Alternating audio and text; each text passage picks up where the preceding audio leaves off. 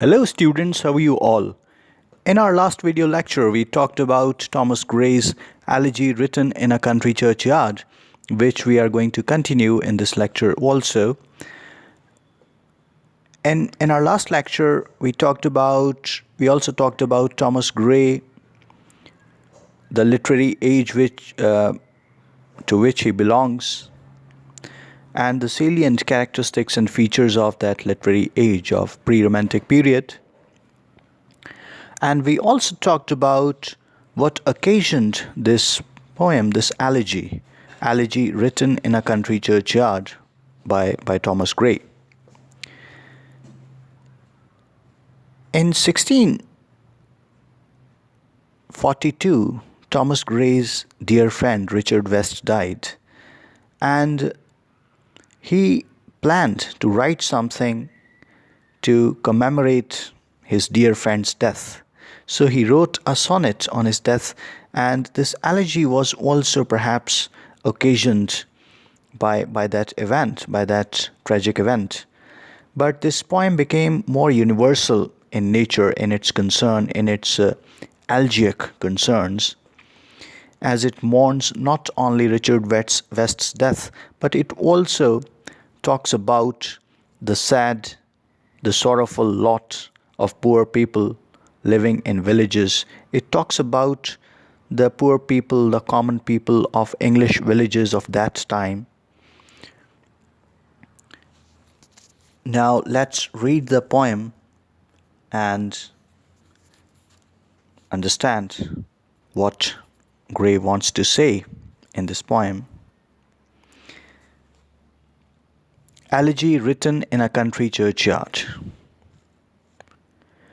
The curfew tolls the knell of parting day, the lowing herd winds slowly over the lea, the ploughman homeward plods his weary way, and leaves the world to darkness and to me. Now fades the glimmering landscape on the sight, and all the air a solemn stillness holds, save where the beetle wheels his droning flight, and drowsy tinklings lull the distant folds. Save that from yonder ivy-mantled tower, the moping owl does to the moon complain of such as wandering near her secret bower molest her ancient solitary reign. Beneath those rugged elms that yew trees shade, where heaves the turf in many a mouldering heap, each in his narrow cell for ever laid, the rude forefathers of the hamlet sleep. The breezy call of incense-breathing morn, the swallow twittering from the straw-built shed, the cock's shrill clarion, or the echoing horn, no more shall rouse them from their lowly bed. For them no more the blazing hearth shall burn, or busy housewife ply her evening care, no children run to lisp their sire's return, or climb his knees the envied kiss to share. So these are the lines which we are going to discuss today, critically discuss today in this video lecture. The curfew. The curfew means the evening bell, which was originally, it was rung as a signal for covering over or extinguishing fires. In earlier days, in the 17th century, there was no electricity. So people used to lit fire in the evening and lit candles and other sorts of objects in order to light their houses. So it was a signal in the evening to extinguish fires. Although this was a medieval precaution, it was done as a precaution against houses catching fire at night, so that no house catches fire at night. So it was done as a practice to remind people that before going to sleep, that they should extinguish all fires. The practice of ringing the curfew bell along with it, The curfew bell, the bell in the churches in the medieval period, it was a custom to ring the bells so that to tell people to put off the fires, to put out the fires, to extinguish fires. So it was done, and this practice is still observed in many English towns even today. And a solemn stillness holds all the air. It means that the air is now solemn, it is now still. Folds means sheepfolds, where the sheep are shut up for the night. Those places, enclosures for sheep. Drowsy tinklings, the little bells round the necks of the sheep, which tinkle occasionally as they settle down to sleep. So drowsy tinklings, it is an example of transferred epithet. It is not the tinklings or the tinkling sound or the bells, little bells worn around the necks of sheep which are drowsy, which are sleepy. Drowsy means sleepy, which are sleepy. But it is those sheep, it is those cattle, it is those animals which are drowsy. So the sense of drowsiness, sense of sleepiness has been transferred from animals, from sheep, over to the little bells. Such as means those who, ancient, long established. Reign means realm, territory, the period of the a period when a particular king or a queen reigns or is the head of a country or a kingdom. Rude means simple, ignorant, unlettered, illiterate, who does not people who do not have the privilege of going to schools or colleges or universities, who are not educated. So rude word has been used in that sense. Rude does not here mean rude has not been used in any other sense, but rude here means simple, ignorant, and unlettered people. The inviting breezes carrying the fragrance breathed by morning. This is what is meant by the breezy call of incense breathing morn. Echoing horn. In earlier days, huntsmen, those who used to go on hunting animals in jungles, so they used to blow their horn in order to tell others that now they are going on a hunting. Lowly bed. The poet is here referring to the grave or to the humble couch slept on at night. The singular form bed seems to suggest that the earth, and so favors the former. It means the former interpretation means that humble couch, a bed for sleeping. Ply her evening care means go about her evening duties. So whenever in earlier days, when men used to return from fields, from their farms, and in villages, in English villages, women of the house, they used to cook food and do their evening duties, perform their evening chores. Lisp their sire's return. Lisping means speaking. When children speak, they find it difficult to articulate words. They find it difficult to speak words. So they lisp. Lisp their sire's return. Sire here means father. Whenever their father used to come, the children used to run towards father in order to get their love, in order to get his love. announce in their imperfect childish speech that their father has returned home. So it usually happens that whenever father whenever any person being a father goes home in the evening, returning from going back from his office, the little children, they usually run towards him in order to receive his love.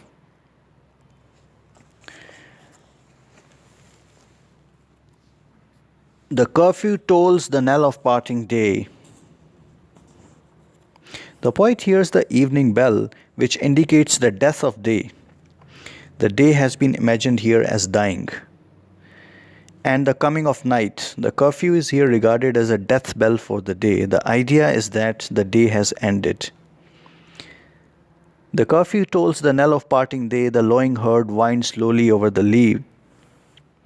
The bellowing sheep, the sheep producing their natural sounds. To low means to make the loud noise as is produced by oxen. To bellow. Wind means to walk, not straight but turning frequently. To meander, to proceed in a winding course. The word describes the homeward journey of sheep in the evening, walking not straight but in a curved, irregular course. We should now, the curfew tolls the knell of parting day. The lowing herd winds slowly over the lea. The ploughman homeward plods his weary way and leaves the world to darkness and to me. The poet builds up an atmosphere of evening in these lines. The evening bell is ringing, thus marking the end of the day. The sheep are returning to the village over the pasture land. They are walking in a winding course, as is their habit, and as they walk, they produce their natural sounds. The farmer is also walking heavily homewards, tired of the day's labors. The darkness of the night is descending upon the world, and the poet finds himself all alone in the churchyard. The poet is sitting in the churchyard, seeing all these events. Now fades the glimmering landscape on the sight, and all the air a solemn stillness holds, save where the beetle wheels his droning flight, and drowsy tinklings lull the distant folds.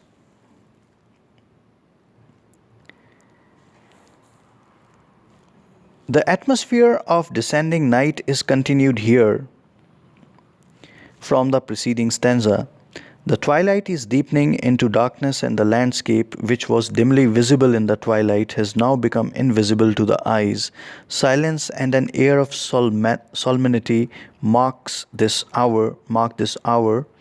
No sounds of vulgar mirth are heard, and the silence is broken only by the dull humming sound of the beetle in its circular flight, and by the tinkling of bells round the necks of sheep who are being lulled to sleep by this tinkling in their folds, situated at some distance from the churchyard where the poet is. Fold, as we have already discussed, it means enclosure where sheep are kept at night.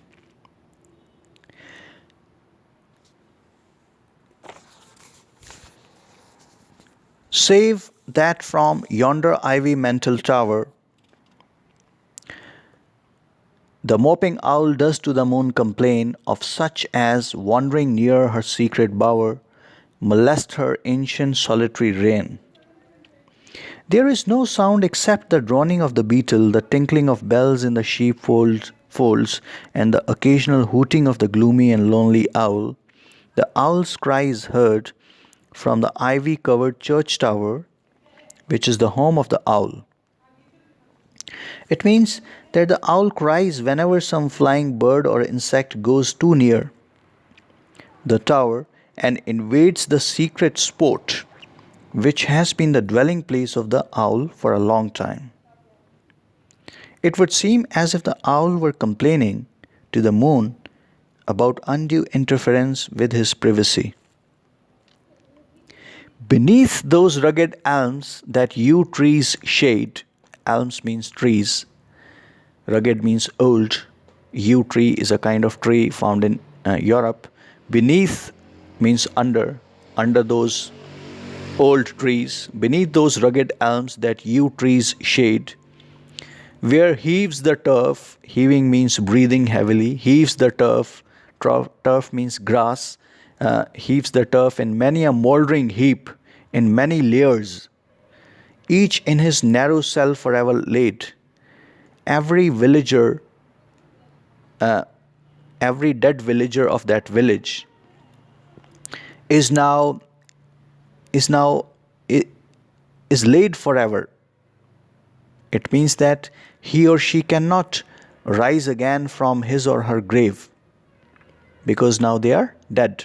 Each in his narrow cell forever laid, the rude forefathers of the hamlet sleep. The rude, the unlettered, the uneducated forefathers, fathers, grandfathers, and their fathers who are now dead of this hamlet means village, of the hamlet sleep. They are now sleeping forever in their graves. It means after having built up the atmosphere of the evening in the first three stanzas, the poet now comes to the subject of the elegy. Under the rough elm trees and under the huge yew tree in the churchyard are many graves on which grass is growing, and the simple rustic villagers of the past generations lie buried in these graves where they will sleep forever and ever, and where their bodies are turning to dust. It needs to be understood here that as Gray stands in the churchyard, he thinks of the poorer folk, the poorer people of this village, because the well-to-do lay buried in the interior of the church. Their graves are inside the church, while the graves of the poor people, they are outside the church in the open churchyard. In Gray's time and long before it, the churchyard was meant as a burial place for the poor, while the richer persons were buried inside the church, because the interior of the church was thought to be more sacred. The most coveted spot was close to the high altar. So now the poet here foregrounds, emphasizes the difference between poverty and between riches. What he is trying to do is that he is making a difference. He is telling us the difference between the graves of the poor people and the graves of the rich people. The breezy call of incense-breathing morn, the swallow twittering from the straw-built shed, the cock's shrill clarion or the echoing horn, no more shall rouse them from their lowly bed. In these lines, the poet tells us that the poor villagers who lie buried in the churchyard in their humble graves will never wake up.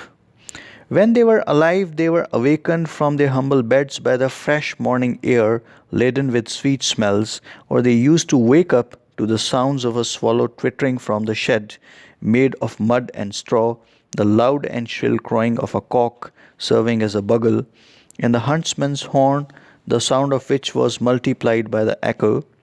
But now they are dead and are unable to heed the summons of the morning. No more will the chirping of birds or the loud crowing of a cock or the sound of the huntsman's horn awaken them from their sleep, though these sounds will be echoed by their graves. Their sleep is everlasting. For them no more the blazing hearth shall burn, or busy housewife ply her evening care. No children run to lisp their sire's return, or climb his knees the envied kiss to share. When these men were alive, they enjoyed the normal pleasures of domestic life.